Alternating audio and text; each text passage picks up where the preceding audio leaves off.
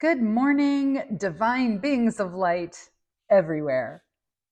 I found this verse from the Essene Gospel of Peace a while back, and I just wanted to share it. The most difficult task of all is to think the thoughts of angels, to speak the words of angels, and to do as angels do. What do angels do? If you'd asked me that when I was a kid, I would have probably said, well, they protect us. I didn't really know. I wanted to believe in guardian angels when I was little, but I don't know. I didn't really have any experience. In the 90s, when I enrolled in a school of holistic healing, I was suddenly immersed in this pop spiritual culture where most people saw angels as personal assistants. And of course, the more spiritual you were, the more angels you had. So today, right here, I want to talk about angels and how we can do as angels do. In the Course in Miracles text, it talks about how angels are the thoughts of God. And it actually says in the text, around you, angels hover lovingly to keep away all darkened thoughts of sin. Now, in the Course, sin is mistaken thinking. And the angels hovering just means it's this mental presence so that we can keep our thoughts aligned with the divine within and to have immediate awareness of when we become judgmental, manipulative, or we're blaming and complaining, pointing our finger. From the unity teachings, angels are also defined as the thoughts of God or messengers of God. And they're described as the spiritual faculties that rise above mistaken thinking. Again, this mistaken thinking. Now, this is from the unity teachings.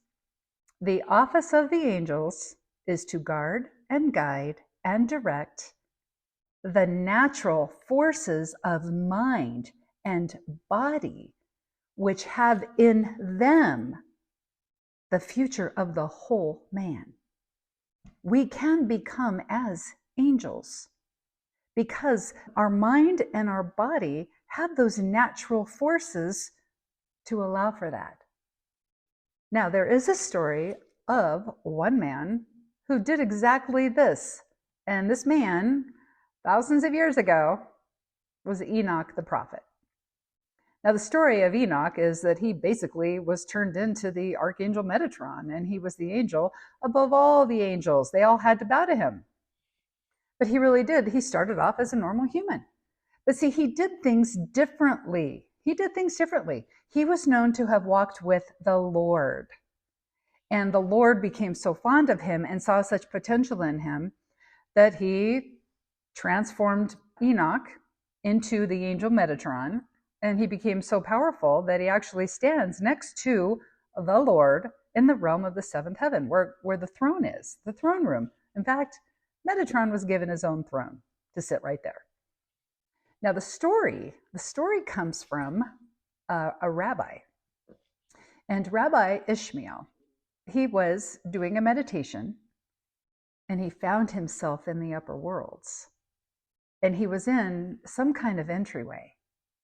And this entryway was guarded by angels. And they were terrifying. And they were glaring at him. They didn't like people. They actually thought people smelled very bad. So Ishmael, being in fear of his life, prayed to the Lord for protection. And the Lord sent in Metatron, his top angelic enforcer. So Metatron meets Ishmael here in this entryway, and he introduces himself. He says he is called Youth, because he's the youngest of the angels. He also says he has 70 names, just like Yahweh, just like God, and that God calls him Lesser Yahweh. But he is Metatron. He is the prophet Enoch. Now, Rabbi Ishmael, his mind is kind of blown because he knows about Enoch. Back then, everybody knew about Enoch. His story was legendary because he was there and then he wasn't. There was no body even left behind. So the rabbi has to ask Metatron, How did this happen? That you were a man and now suddenly you're this angel. So Metatron explained how there was an angel who just took him up. And then he had to go through these 7 levels of knowledge and power. And after he got through those 7 levels, then he was given the power of God. He became whole and complete with God's virtue. And he grew to become the length and the width of the world. And he was turned into pure fire. He had 72 wings, 365 eyes. I think it's said that he even had one on his tongue.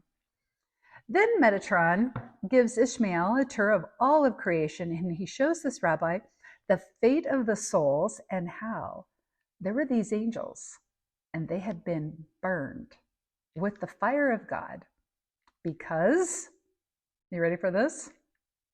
They sang out of tune. They sang out of tune. So now the tour is done. The rabbi returns home, and he writes all this down. The book eventually became banned because the story of Enoch to Metatron is bananas. You can find this story in the book of Enoch 3, third book of Enoch. But it is the story of a mortal man who ascends and realizes his inner divinity. He represented what all of humanity could become if they did as he did. So Enoch's initiation, and actually what he did to get to an initiation point, is a blueprint for us to also be able to do as angels do.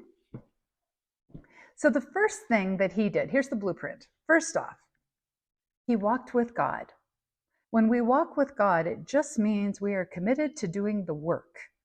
When we walk with God, we remind ourselves, God is all things. That means everything that's ever been, everything that's yet to be, and the Spirit of God, or the all, or the one, is present within even every person and every condition, every situation.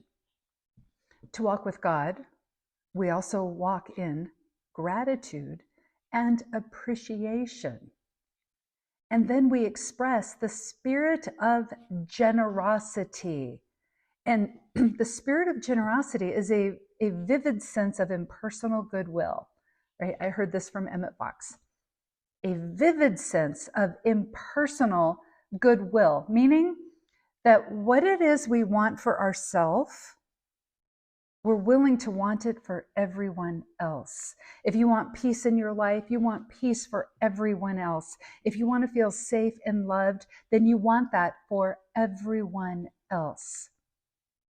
And then when we can do this, then we are primed for initiation.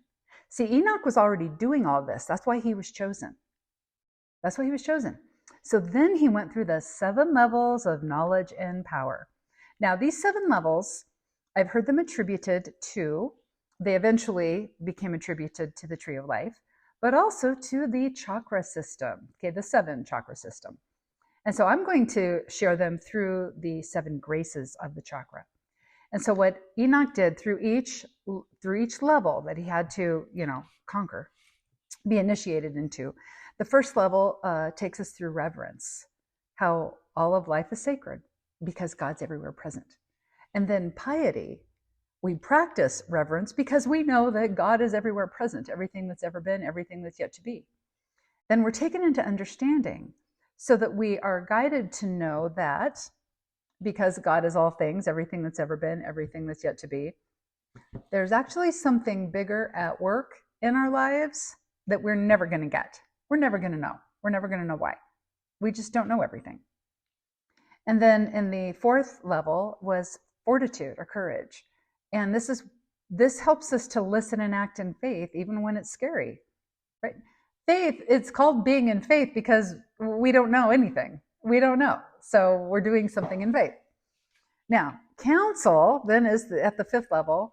It is divine counsel coming from within us.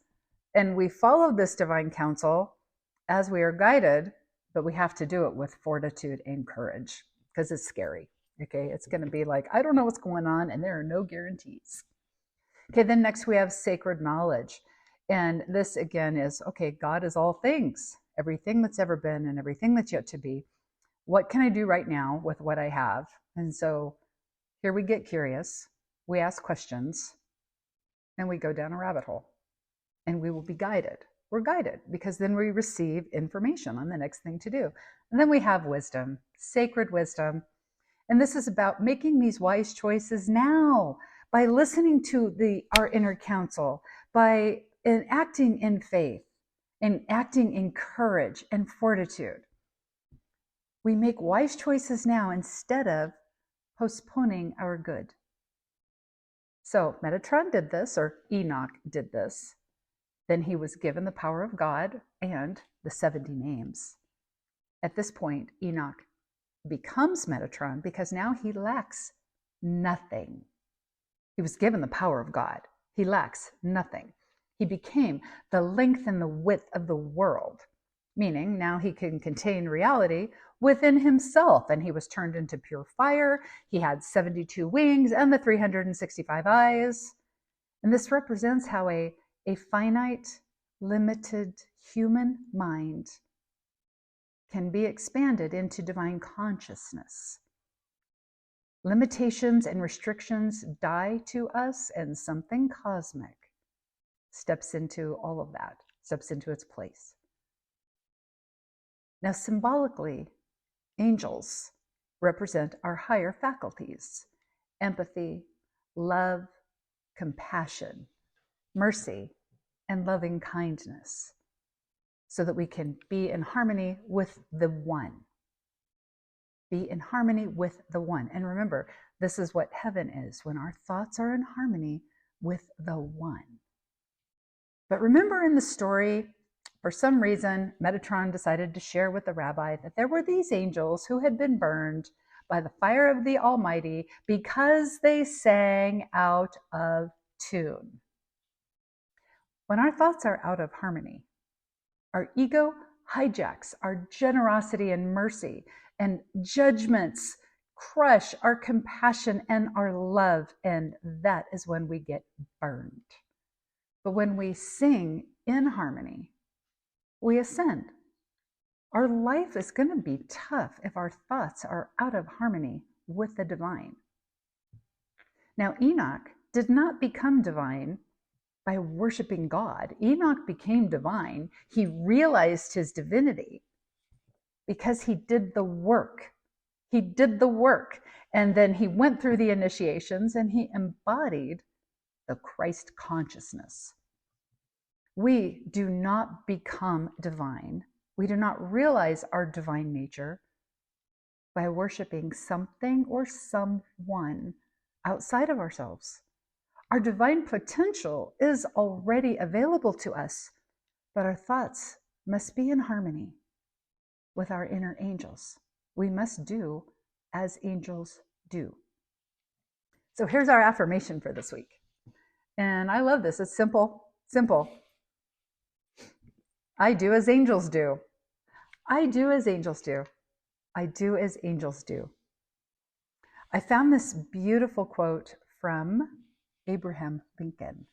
It says, "The mystic cords of memory, stretching from every battlefield and patriot grave to every living heart and hearthstone all over this broad land, will yet swell the chorus of union when again touched, as surely they will be, by the better angels of our nature." By the better angels of our nature. Our better angels are the bridge between heaven and earth. And it is the reason, they are the reason we can create unity between all of us across this land. So here's an invitation for you for this week. At any moment in time, we will know when we are out of harmony with the divine. We will know it. So we can ask, okay, what's going on with me right now? Am I seeing, thinking, and acting as angels do? Am I seeing all of life as sacred? do I have a generosity of spirit toward my fellow humans? Am I willing to want all good for them like I want for myself, even if I don't like them? Now I'm gonna repeat this verse from the Essene Gospel of Peace. The most difficult task of all is to think the thoughts of angels, to speak the words of angels, and to do as angels do. This is the most difficult task of all because we have to surrender our personal will to divine will, meaning we have to live our lives as if everything is sacred and be guided. When we live life as if everything is sacred, we have generosity of spirit.